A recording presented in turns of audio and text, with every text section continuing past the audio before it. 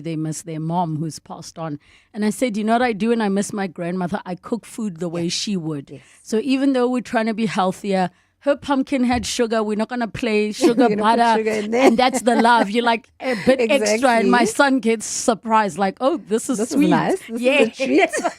So I absolutely love that, you Yes. know, like what you say is you go with how you feel and all of those things. So you studied PR and communications. At what point did this concept now of, Feed My Tribe come in. yes, So I studied communications. I worked as a PR exec for a while, and then I bought a juice business, Fruital Juice, and I were in spas, Pick and Pays, all over Gauteng. as in an and, existing business? An existing okay, business so you and never had brand. to build So I it. didn't build it from the Yes. ground up. I bought it, and we're manufacturing in a factory in Wynberg and made fresh fruit juice, which lasted for about 7 days in the fridge. And then COVID hit, and we all had to get you know, long life milk, long life juice, long life Eish. everything, right? And for a business like mine, that wasn't ideal because it meant we suffered quite immensely during that Yes. time. And there wasn't any sort of capital for us to try and innovate and come up with a long life product at that specific time. So unfortunately, I had to close the business down, and the pivot came then. So I have to ask, because I think what you're touching on is such a big lesson that I'm sure you can share with everybody.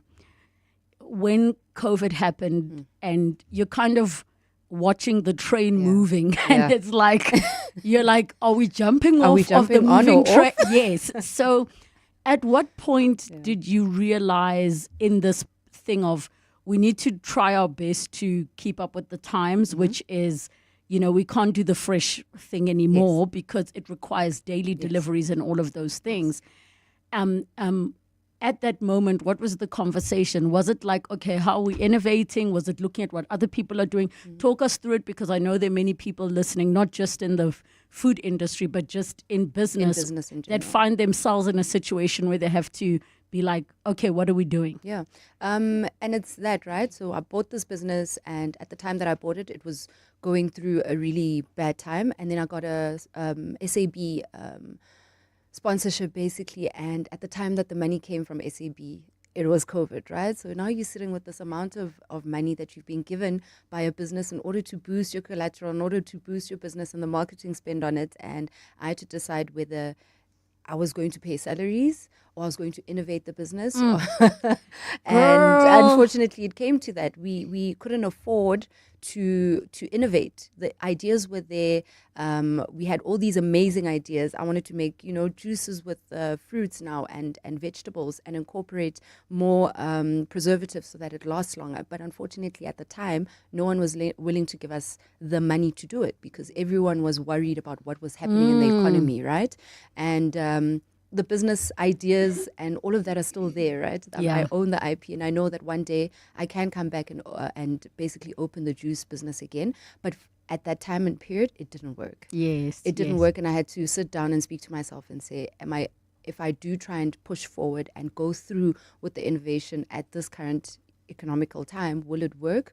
Or should I now try and pivot and try something else? Because I think the lessons along the way, the PR, the communications work that I did, working at Fruital, manufacturing an actual juice and product, gave me all the tools that I needed to in order to know when to stop. Because there's also that. You need to know when to stop. Yep.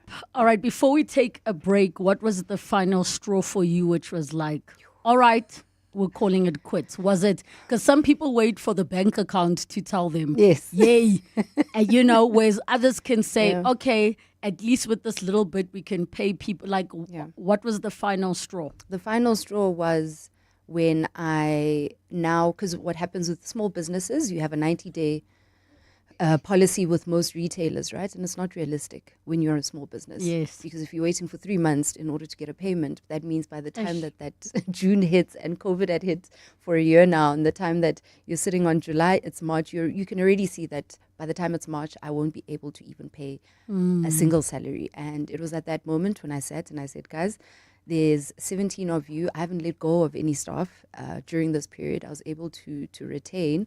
But I know that when it comes to July, no one will be able to get paid.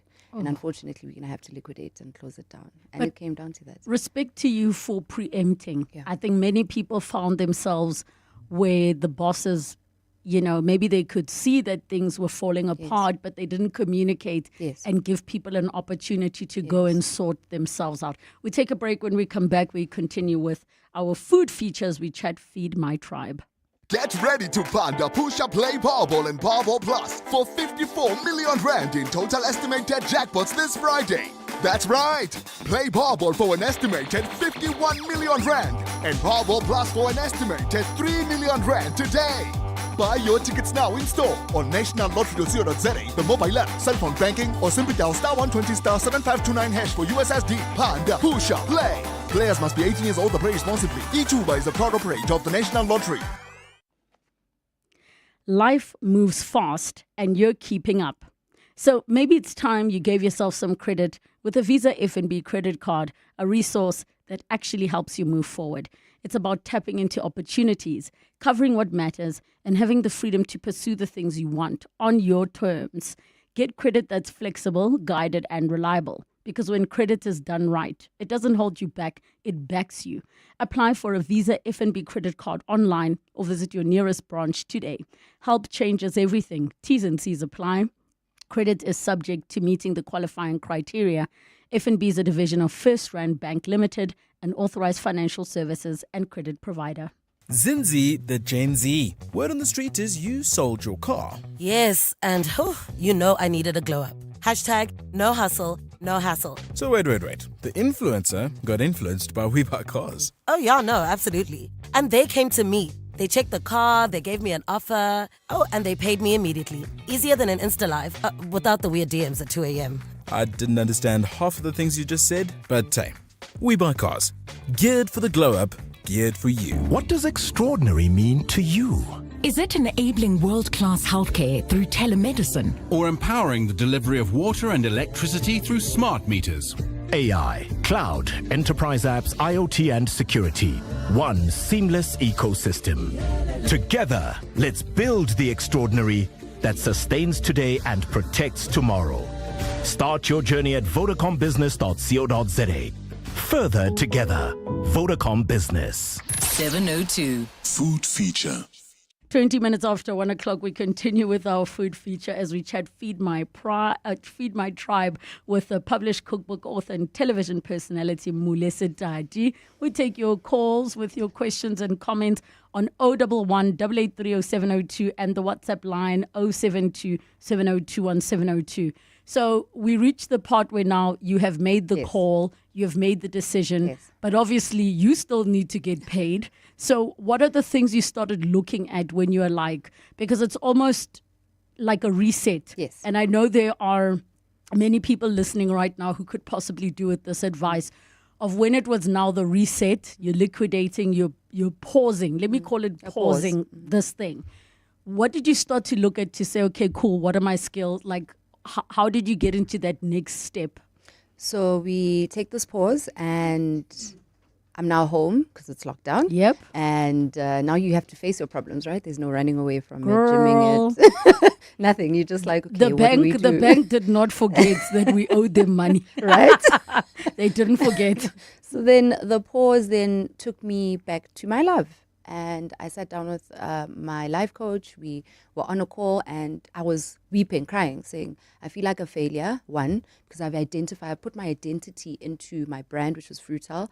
Every single thing that I did, I lived, breathed, and wanted to make this thing work. And now that it hasn't, it's made me feel as if I'm not worthy. Girl, the reason I'm going to say preach is because there are many of us, men and women, whose entire identities revolve around, what we're doing with our careers. And because that's the case, when that goes away or is on pause, you feel like, who am I? It's no longer like, what am I good at? It's also like, who am I? Right?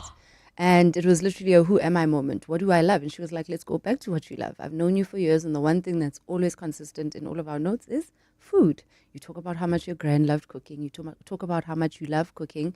And I'd already built sort of an audience, which was my friends, my family, my little tribe, where I'd teach them how to cook. Friends would call me, I want to make this salad. How can I make it? And then I decided, every day after Fruital, what I'd do is go back home, show people a little recipe. I'd use the juice business also to just promote, take my juice, mix it with a little bit of fish, make a ginger soy sauce or some orange juice, and that's how you can integrate the brand together. So I started doing a lot more cooking when I was in Fruital as sort of like a relief from the everyday business stress. And then when I closed Fruital down, that was the only thing I had left. Right. And then my life coach was like, you've got this thing that you love, which is cooking. So let's see if we can turn it into a business. And I said, I don't want to be a caterer. Like, I want to be really rich. Ma'am. I don't know if I'll be really rich. The reality is you want to be really rich without actually having to work. But it helps if you choose something you genuinely love and enjoy. And I was like, I really love this thing. Do you think I can make money? And she was like, I promise you, let's just try. And then we sat down and did a 5-year plan. And she's like, in the first year, what do you want to do? And ma'am, you are speaking my language.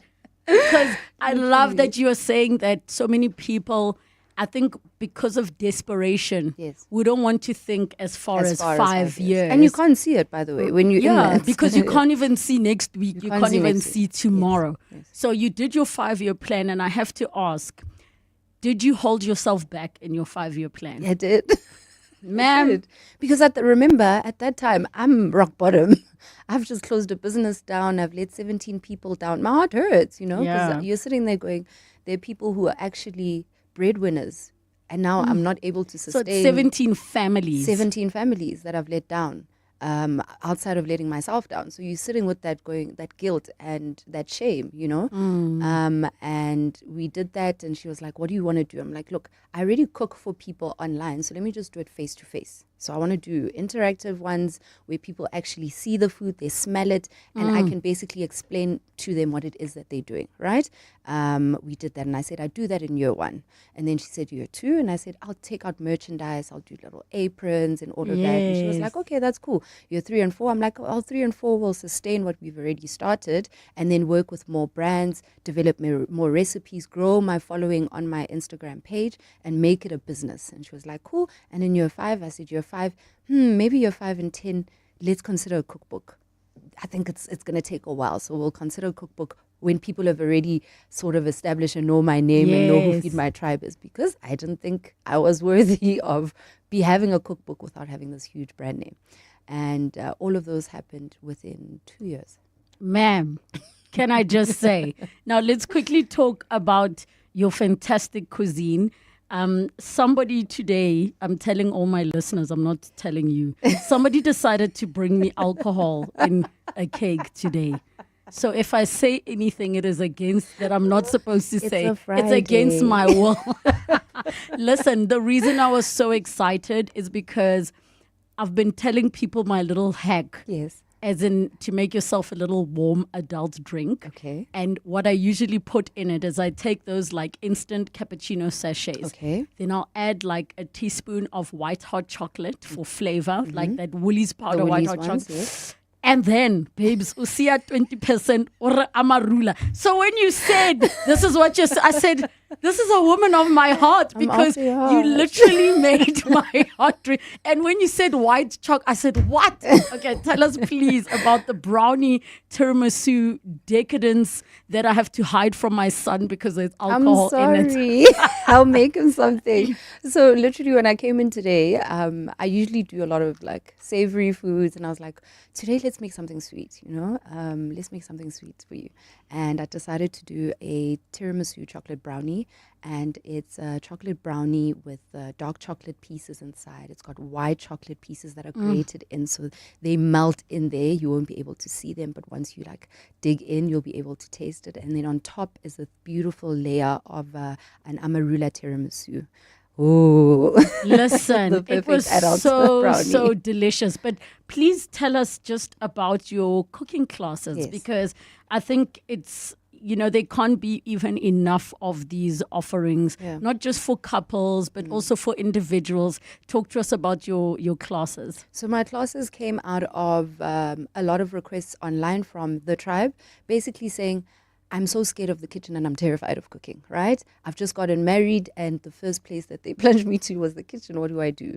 Or they'd see the recipes and be like, girl, I see you cooking, but I don't know how to crack an egg. Yes. So let's start from the basics. And I thought, actually, it's one thing explaining something to someone online. You know, there's a joke that says when you read an online recipe that says it'll be 10 minutes and it takes 2 hours. Listen, sometimes they mean 10 minutes in the oven, not oven. the prep and the everything that goes along So with it. literally, I wanted to simplify and bring people together. There's nothing to do in Joburg besides going out to eat, you know, doing one or Yes. two things. So I thought a cooking class where people can come together and actually relax would be a vibe. So I went out, I started looking for places where I could host the cooking class, and I wanted a place that reflected your kitchen so that it wasn't industrial, it wasn't scary, it looked like you were in your own home. So we did that, and I host cooking classes where the girls learn how to make cocktails, they learn how to cook basic meals. We have themed meals, Italian, Asian, whatever it is. And then from there, I shifted it. I said, well, a lot of the guys do come to my classes, but they end up just sitting in the corner and disappearing, right? And then I changed it. I said, I'm going to host men-only cooking classes so that the men are comfortable. And there's no two woman men telling them in to stop studio, chopping. I won't name their names, that need cooking classes. They need to come through. And of course, your website is feedmytribe.co.za with your book, Feed My Tribe, being available at Woolworths, at loot.co.za, at exclusive books, basically all good Everywhere, books. yes. Where can we find you on social media? On social media, you can find me as Feed My Tribe. I troll people a lot, but I absolutely love you guys. So I have a thought. Yes. Just around your fruitel, just bring it through as a division of Feed My Tribe because it's already there. Scary. And I know you scored, girl, because you were burnt. But now you're coming in with lessons and fire. Right. Thank you so much for coming through. An Thank you absolute so much pleasure. for Thank you for having feeding me. us. I'm not taking responsibility for anything that I'm going to say on air today. Don't blame it on me. Feedmytribe.co.za. Get the book. Follow on the socials. Go to the website. There are recipes, cooking classes, and she's even got some merch that will be launching soon. It's 1:30. Time for your latest Eyewitness News headlines. Good afternoon. Thanks, Relebogile. A very good afternoon. Accused number 1 in the Senzo Mayiwa murder trial has described to the Pretoria High Court how he was allegedly assaulted by police following his arrest. He is testifying during an inspection in Loco in Vosloorus as part of the high-profile trial today. The 5 accused in this matter, under very heavy police guard, were transported to an area in Vosloorus linked to the high-profile case. The Pretoria High Court granted the request from the defense team to return to the area where one of the accused claims he was assaulted. Deputy President Paul Mashatile has shared some of the most cherished memories he made with his predecessor David Mabuza. Mashatile visited Mabuza's family at their Johannesburg home today to offer his condolences following Mabuza's passing. Although Mabuza previously travelled to Russia for medical care, it's understood that he died in a Sandton hospital following a short illness. And President Cyril Ramaphosa says South Africa is looking forward to strengthening its investment relations with the Federal Republic of Austria. Ramaphosa is hosting Austrian President Alexander van den Bellen at the Union Buildings in Pretoria today. South Africa has Austria